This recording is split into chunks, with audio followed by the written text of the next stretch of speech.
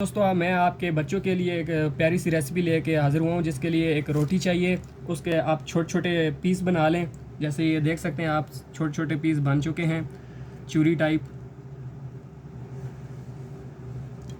पान जल्दी से गर्म कर लेना है, उसमें आपने मक्खन डालना है।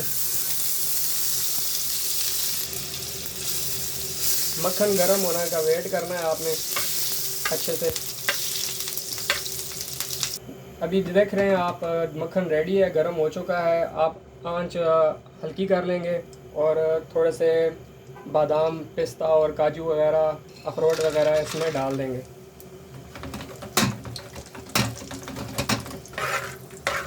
इनको थोड़ा सा ब्राउन कर के उसके बाद ये जो हमने बनाई थी चूरी वो डाल देनी है। डाल के अच्छे से मिक्स करना है।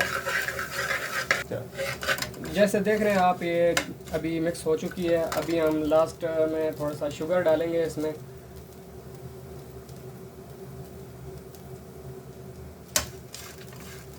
और अच्छे से मिक्स करके ये आपकी प्यारी सी रेसिपी बच्चों के लिए तैयार है, जो बच्चे बहुत खुशी से खाएंगे।